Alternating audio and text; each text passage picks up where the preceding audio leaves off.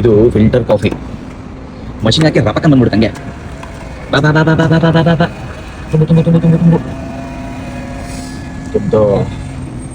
ಈ ಕುವೈತ್ ಮತ್ತು ಅರಬ್ ಕಂಟ್ರೀಸ್ಗಳಲ್ಲೆಲ್ಲ ಬರೀ ಬಿಸಿಲೇ ಇರುತ್ತೆ ಅನ್ಕೋಬೇಡಿ, ಸಖತ್ ಚಳಿ ಆಗುತ್ತೆ ಇಲ್ಲಿ. ಎಷ್ಟು ಬಿಸಿಲಿರುತ್ತೋ ಈ ಡಿಸೆಂಬರ್ ಜನವರಿಲೆಲ್ಲ ಕಿತ್ಕೊಂಡೋಗುತ್ತೆ ಚಳಿ. ಹಾಗಾಗಿ ಕಾಫಿ ಕುಡಿಲಿಲ್ಲ ಅಂದರೆ ಜೀವ ಬೆಚ್ಚಿಗಾಗಲ್ಲ. ಅವಾಗ ಕಾಫಿ ಕುಡಿಬೇಕು, ಎಂಜಾಯ್ ಮಾಡ್ತಿರ್ಬೇಕು. ಎಲ್ಲ ಜಾಸ್ತಿ ಮಷಿನ್ ಕಾಫಿನೇ ಸಿಗೋದು, ರಪ್ಪಂತ ಪ್ರಿಪೇರ್ ಆಗ್ಬೇಕಲ್ಲ. ಹಾಗಾಗಿ ಕಾಫಿ ರೆಡಿಮೇಡ್ ಹತ್ತತ್ರ ಒಂದು 11-12 ಡಿಗ್ರಿ ಟೆಂಪರೇಚರ್ ಇವಾಗಿರೋದು.